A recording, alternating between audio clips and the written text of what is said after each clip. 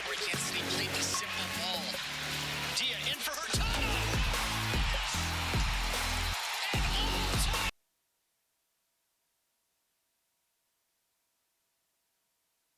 Well, thank you so much for sticking around. This is still Battle of the Fans, and it's live on Spectrum Television. My name is Isaac. So excited to be back on the show. This particular morning, there's a lot to talk about. As a matter of fact, in case you're new to Nigeria, today is the start of the 2023-24 Nigerian Premier Football League season, and we're so excited to welcome the new season. Well, we've talked about a lot of stories around the league with regards to refereeing, viewership and all of that. And today we see the league start, and it's quite an exciting thing to see. Well, of course, I have UT David for company to talk to us today as well. I've got a guest joining live from Uyo, Kwabam State. He is an expert in the Nigerian Professional Football League. He's going to talk to us about the league and what we should expect as football fans, and of course fans of our top flight league. Well, the man joins from Uyo, Kwabam State. Festus Dada is his name. Good morning, Festus. Are you there? Welcome to the show. Well, good morning, Marizona. Can you hear me? Yeah, I can hear you. All right, great. Good morning, great to join you guys. What's going on? Yeah, everything is fine. You're happy that the league has started, right? Let's start from there. Yeah, sure. And it's been a while. Supposed to start the previous month, but great thing the league is back. Not just that the league is back, it's also on TV. So I think double joy. All right, double joy. But let's start from the conversation of TV, because there's been a lot of talk about the TV rights, and of course what it will look like for football fans, accessibility to these games. We hear that first of all 5 games will be streamed live for this match week 1. But take us through the process of the TV rights, and of course what football fans are set to expect and how they'll gain access to football games live on the NPFL this season. Well, actually, you need to look at the fact that it's going to be live on a Propel, and I think you have to look at teams that their home grounds can have access to these TVs. And it's not just Propel. We could look at the fact that later on it might be live on TV. Right now it's just on mobile. And there's a particular network that's trying to sponsor the fact that football fans can get to watch live matches. You could call it the Yellow Network. And what else? I think football fans, not just in Akwa Ibom, but also like in Lagos, where else? Like in Kano, we get to watch these matches live on their grounds. It doesn't work on our grounds because, first of all, it might not be TV friendly. So I think these are the factors that might benefit some football fans and can also not benefit other football fans. All right, so talk to us about subscription, because of course we hear that it's a particular network provider that would have the exclusive rights to this NPFL games. But how will football fans get to subscribe to these games, and what's the rate, the charges like? No, as at last night, it's only on for Android users. It's yet to get onto iOS, that's iPhone users. So we can look at each match day, 300 naira. That's for each match day, and for a week, if you want to have a week subscription, we are looking at 1,400 naira. Right. All right. Thank you. So we're looking at now. But shout out to Propel. We're getting the first 2 weeks. It's going to be free, and that is only exclusive to the guys using the Yellow Network. So first 2 weeks free. So from the 3rd week, I think you have to pay to watch games. All right. So well, I'll get your thoughts on something else one more time, Festus. The exclusivity of the Yellow Network particularly. I mean, feels like the subscribers to these other networks might be a little left out in the excitement and the exclusiveness of streaming the league. Don't you think so?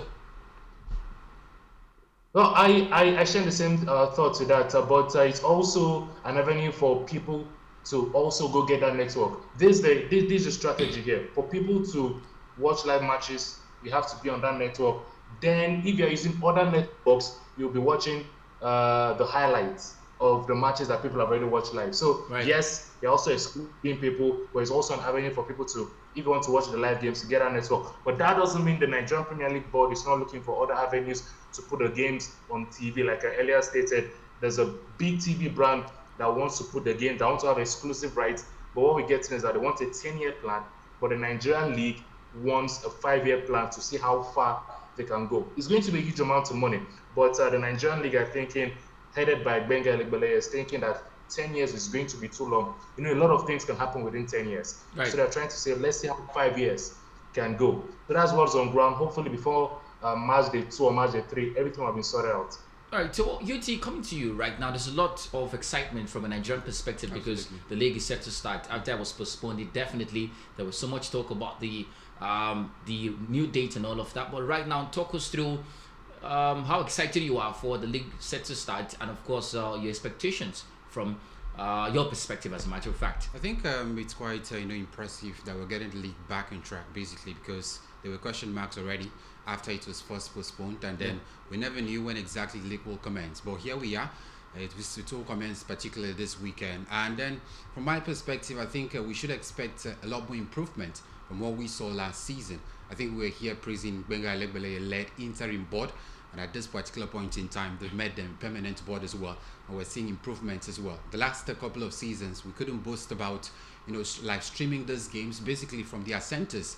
And I think it's a step in the right direction that we're beginning to get this league, and of course adding quality to it as well moving forward. So for me, I'm particularly concerned about the teams participating, because at this particular point in time, we wouldn't really want to hear bad news about flouting regulations and the rules governing NPFL going forward. So I think the teams participating will also comport and then try to add quality to the league in terms of how we tend to play these leagues in different venues. But moving forward, I think the NPL board-led side, who is made permanent at this time, have actually tried to improve the league, and I'm much impressed about the quality as well. All right, so that are coming back to you right now. You're close to the NPFL board. You're close to the policymakers of our league, and I'll particularly ask you, what are the changes that football fans should expect as the season is set to start?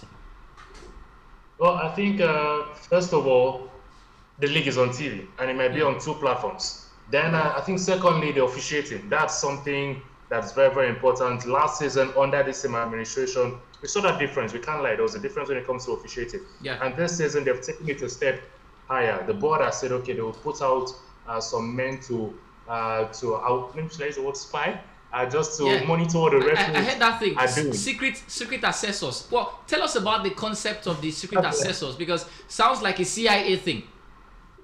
Yeah, okay, you know what? Previous seasons, we normally had, I think, being part of it, LMC delegates. Yeah. So their job is to watch what goes on, monitor the referees, monitor the match commissioners, and also the game in general. That was our work, LMC delegates. But right now, I think bringing in these guys to monitor the referees particularly, I think it goes as far as monitoring when they come to the city. Take, for example, Akwa United. When they come to you, then monitor what happens in their hotel, and then try to protect the image of the referees. There are sometimes that the home team want to bully the referees, like what happened previous seasons. You could look at pillars of Akwa United. So it's their job to make sure that they take things down. So their jobs is different from what LMC delegates must have done. LMC delegates covers everything.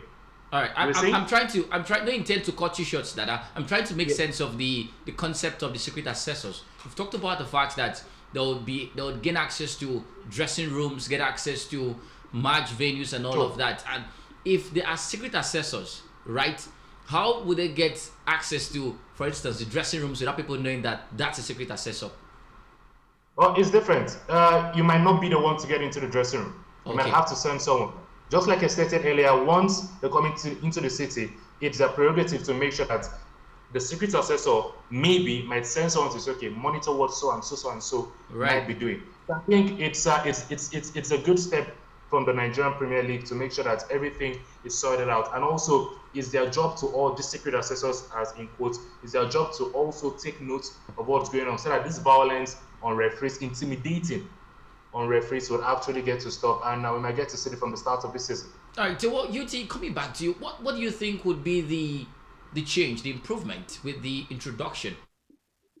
Assessors, what do you think would be the changes in our league? How would it affect the league, as a matter of fact? I think it's about decision basically from the part of the referees, because over time we've had allegations of the home club side trying to influence the referee's decision while the match is ongoing basically. So with this introduction, we'll try to limit the influence of the home team trying to influence the referees basically. And another improvement, Mary, that I've actually caught my fancy is the fact that the NPL board led side are the ones paying referees I think 2 seasons back under the LMC, we had issues of the home team, trying to sponsor the referees moving to and fro from the stadiums.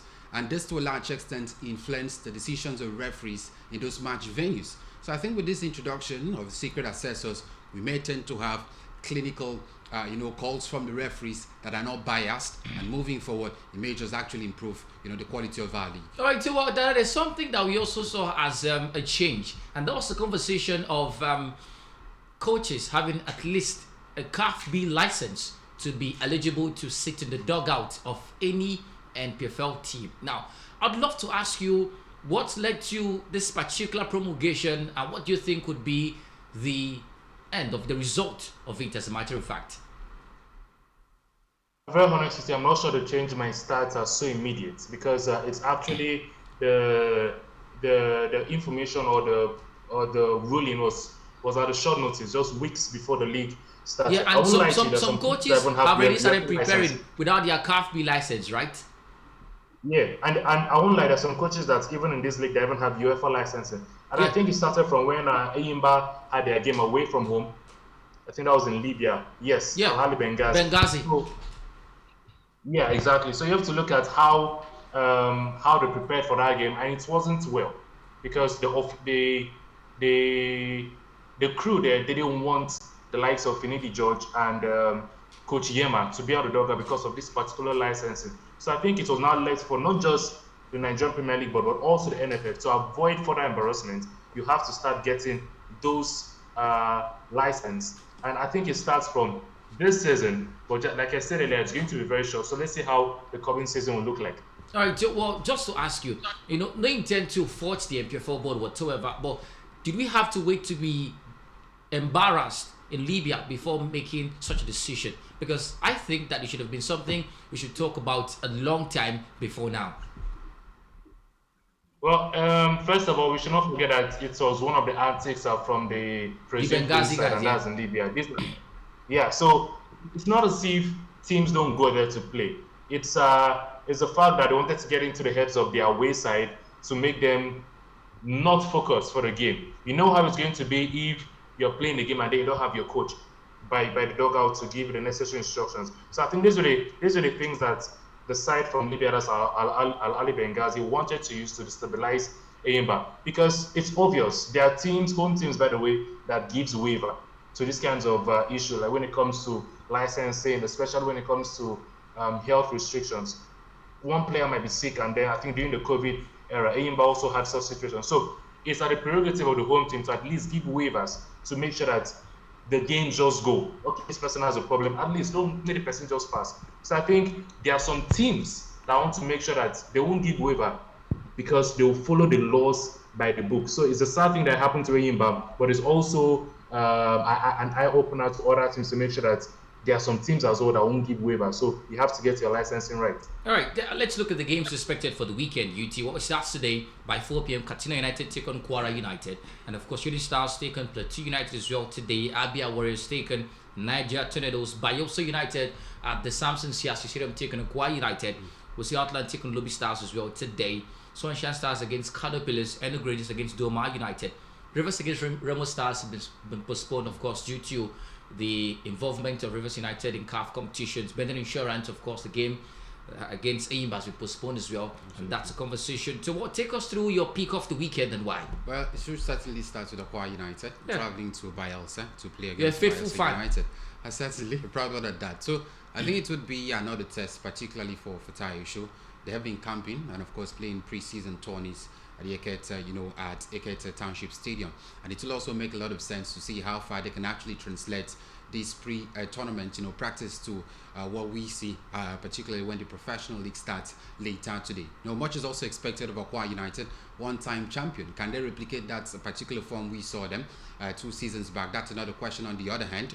And then, of course, we'll also take a look at Eyimba International, defending champions, heading into the league with much quality as well. much is also expected of them to at least defend the title they won last season. Rivers United as well are also there, and it will be quite interesting to see how far Rivers United can actually go as well. I mean, the stats, they are questioned with the CAF Confederations Cup preliminary second leg tie, so they won't be in action this week. So I think lots of interesting football matches. Rangers with Fidelis Lechuku's side also coming into the season as one of the favorites as well. Look at their history basically in the NPFL. They've won in overtime as well. So much is also expected of them. So basically for me, I feel the league will have many competitors as compared to what we saw last season. All right, so first, let's talk about two things. First of all, Akwa United, which I know you're a fan of particularly, and let's also talk about the game that is your peak of the weekend and why. But let's start with Akwa United, the travel to the Samson Siasia Stadium today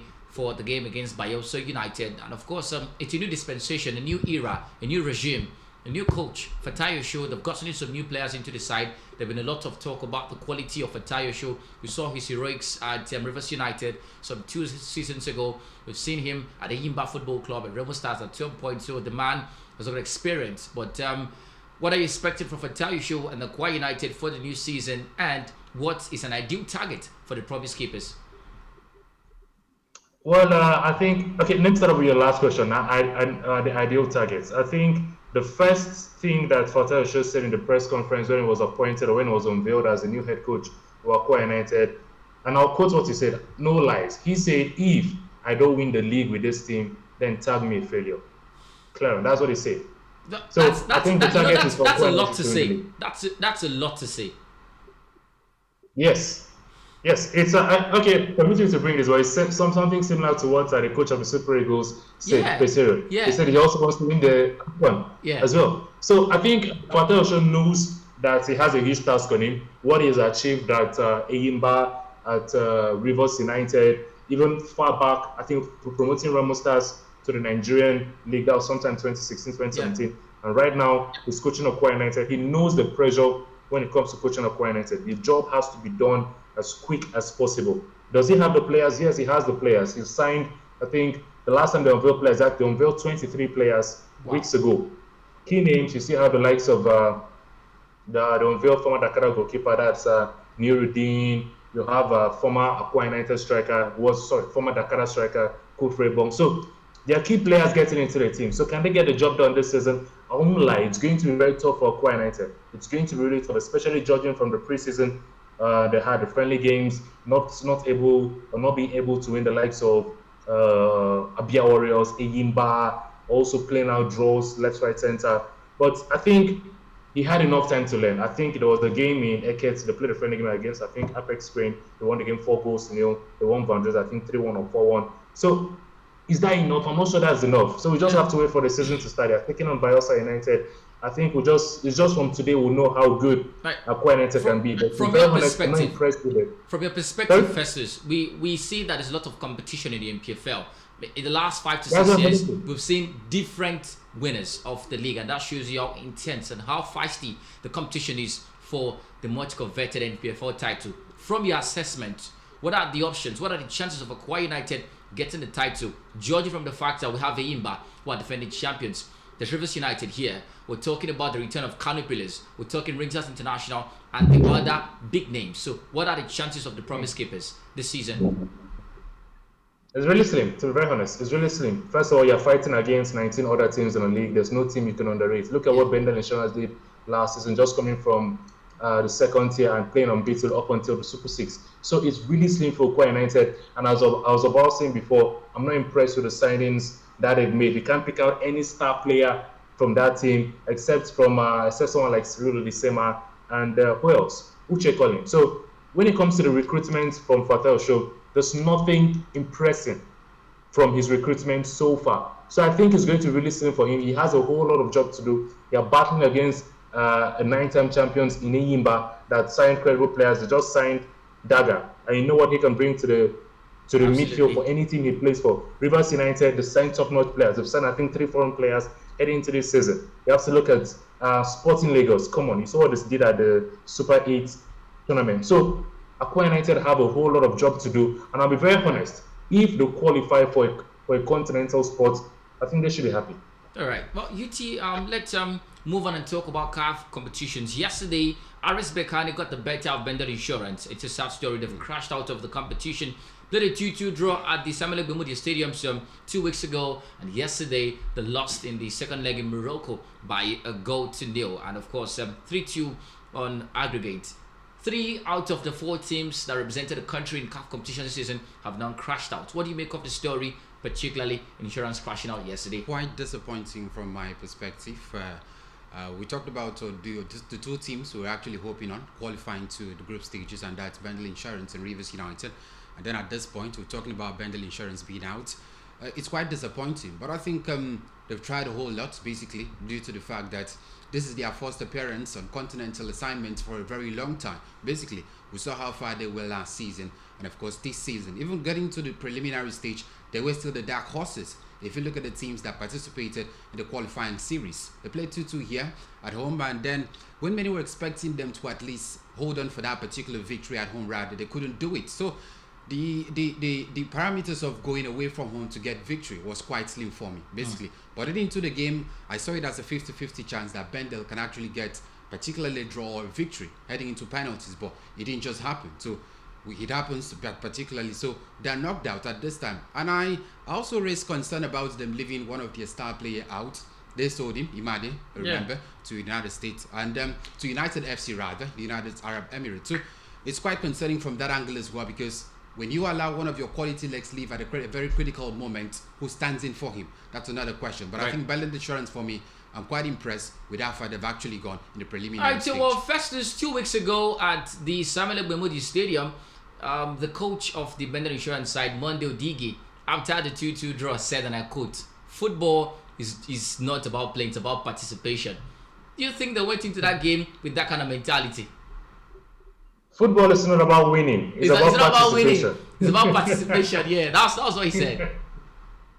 Yeah, so I think, first of all, Monday Odigi is someone that has a different side to answering questions when it comes to the media. And I think he didn't have a good response to when he was asked about the performance of his side 2-2, because I think from the point of where the journalist came, it came from the action of, or it came from the way of saying the result was disappointing, playing out a 2-2 draw at home. So he tried to counter that thought by saying, yes, look at your side playing against a top side like RS Berkane.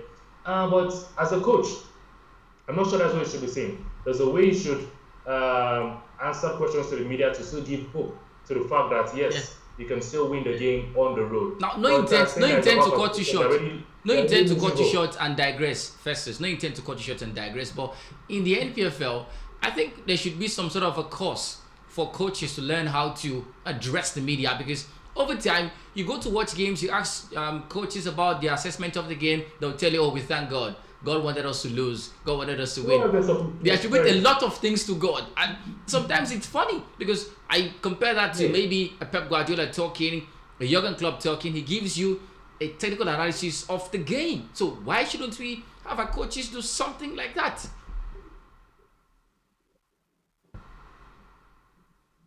Yeah, Festus, can you hear me? All right, it's quite crazy. But UT particularly, Monday Odigi, football is not about winning, it's about participation, and that's a really funny story. But at this point, we should get our coaches to give us technical analysis of the game, and of course, why and why not they got wins or losses. Mary starts this way because the MPL board have actually introduced another format. You must have a CAFB license. Yeah. Basically, bulk of them will now have it. That's why. So maybe a CAFB license is going to help. They cannot critically analyze, what went wrong, where they lost the game and where they won the game. Basically, that's why you see them saying it's God's grace. God did it. Basically, so I feel for me, it starts that way. They have to get used to the system, study this as if you're studying. It's a profession, basically. Absolutely. So you have to be used to all of this. So in order to be able to analyze and also answer questions from the media space. With this, we can also see improvement from the coaches as well. All right, so well, first of all, I hope you're back on the show with us this morning. Now, Bender Insurance, let's talk about the game yesterday. Played a 2-2 draw 2 weeks ago in Edo State, but lost yesterday by a goal to nil. What do you make of the performance, and are you in any way surprised that they lost? Well, I'm impressed by the result yesterday. but I'm not impressed by the first leg 2 weeks ago because the first leg 2 weeks ago they were leading at some point, and you cannot be considering those kinds of goals when it comes to a very delicate situation like a cup competition. The money spinning around, that's the group stages. You know how much can you can get when you get to the group stages of the CAF Confederations Cup. So I think they had to they jeopardize a chance for them to enter the game in Morocco on a very good ground. Say for example, they got a 2-1 advantage heading into the game yesterday against RS Berkane. It's gonna motivate them. But then after 2-2 draw, and then you notice, and then you saw RS Berkane leading at halftime. You know how these North African sides play. They have, I would say, negative football, especially when the game is in their favor. They know how to delay the games. So I think these are the things that did not help Bender the chance, especially when they conceded as early as the first half. But like I said, the scoreline was really respectable. That should show you how much Monday League side fought right there in Morocco. I actually watched the game, and also playing the game without your star striker like Imade. If he had played the game, yes, there would have been a difference. But you know, Nigerian football, so Nigerian teams, you cannot stop a player leaving, especially when it has to be a huge amount of money. Yeah. I got wind of how much he was going to be getting. So Brendan Deschamps would have actually benefited. And they actually need the money because it's not every time the state will be helping them. So you won't blame them. They have another chance this season. They make some recruitment. So it's a new journey for the Benin National. All right, let's talk about Rivers United. They in action later tomorrow against Etoile Filante. They played a goalless draw in the first leg away from home. They played this time around at the Doki and Messi Marcus Stadium. Now, they are Nigeria's last hope, our last resort at CAF competitions this season. How much of a task it is for us United not to lose this game? Well, it's not going to be difficult for them. I see them winning the game. I think I've never been this confident before for Rivers United. Why are you this confident? Sorry? Why are you this confident? Because they got the job done away from home. Like Right. playing out a goalless draw there, not conceding, that's something positive. How much more on your home ground, the ground where you've been playing there for so many years? They still kept bulk of some key players like Iman Wagwa still with the team, Joseph Onoja still with the team, Sochima Victor still with the team. So these are key players that when you want to look at the spine of the team, they are still there. They still have Stanley Guma. So there's nothing changing from Rivers United. And like I stated earlier, they're also getting some international players into the team. African key players, key strikers. So Rivers United do not have that much difficulty when they take on Etoile Filante tomorrow. I think I'm confident of them picking up a win and then straight to the group stages. It's all about them getting past where they couldn't get through in the last edition. Yeah. That was quarterfinal. So the journey starts for Rivers United again when it comes to group stages. All right, so UT, from a bird's eye view, from a holistic perspective, 4 teams in CAF competitions this season for Nigeria, 3 down, 1 to go. What does this speak about the quality of football played in the country? I think it's that it has deteriorated, to be very precise. Basically, our football has deteriorated in terms of quality, and then I'm particularly concerned about the fact that we're trying to improve the league at this time. So we may just tend to see more participation in the coming season. And it starts basically from our league right here. Over time, we've had coaches of this participating team in the CAF Confederations and CAF Champions League also attributing their failure to the fact that they did not have active league football basically before the preliminary rounds. And then we saw with Enyimba, I think the Enyimba coach also made complaints of that as well. And this has to a large extent affected them, because when you are playing friendly matches, it's quite different from competitive football or official assignments. The momentum is quite different. So I think at this particular point in time, with the way we are going, trying to improve the league every single now and then, we may just likely see this participation getting through to the group stage. At some point, we'll be talking about 4 Nigerian teams participating in the group stages of the CAF assignment. So at this point, I think it's the right step in the right direction, where we are trying to put our league back on track and where it belongs. All right, so Festus, now, I know you're a lover of the NPFL, as a matter of fact, and of course there's been a lot of talk about the quality of the football played in this country. But 3 teams down, 1 more to go. Can you make a case for the seeming decline of the football played in this country at this point? The league has a part to play, but we should not forget that each club has a more major role to do, because it's not every time you depend on the Nigerian Premier League board, and also you depend on the NFF. There are teams that I would say they might not have the kind of money in this country, but when it comes to pre-season, they take their team out of the country to make sure they're prepared for the coming season. So these are kind of exposure that the players in the country will need. It's not every time you take on the likes of Abia Warriors, take on the likes of F1 Rockets, Abia Comets, but preseason, no. Van Dresa Football Club too. Serious doing. Sorry? Van Dresa too. Yeah. So you have to take preseason very serious, and that's taking yourself outside the country. You see, like the Premier League, for example, you go off as far as the US, as far as China, Japan to play your games. Pirates, months ago, they were also, I think they traveled to Spain. So I think it's not about taking domestic teams. You have to spread your tentacles and you have to get quality players. I think there was, is it Egypt? Yes, no. I think Esperance. They got a player that played for Borussia Dortmund. Yeah. They're international players. So it's all about also spending the money to get the quality legs. And I bet you once you get to play cup competitions, we'll get to see that difference. All right. So well, first, let's talk about the. Rivers United went to Spain to play the pre-season tournament. That was sometime 2017 or late 2018. So it can happen. Now let's talk about the reality, because the reality right now is that the chances are slim for that to happen. Now, apart from the exposure, what other ways, what other means can these teams improve themselves, from the coaches to the players, technically and tactically speaking? Well, first of all, like I said, get the right set of players. Aside getting the right coaches, also get good coaches that can work with each player. When I mean each player, that's man management. So that, say for example, a player goes away from home, he makes a silly challenge, that's a red card. Because the officiating at home is different from the officiating on the road. Another thing is, look for a way to educate these players. Seminars are also very okay, because there are things that happen in the country, Nigeria. And when you go to countries like Libya, Morocco, it's something very different. And officiating when it comes to VAR, I think these are things that might actually help us in Nigeria, but we know it's going to take a long time. So I think these few things might help change the dynamics of football for Nigerian teams when we get on the road. All right. Holistically, UT, as we said, to move on to talk about something else, another interesting stories.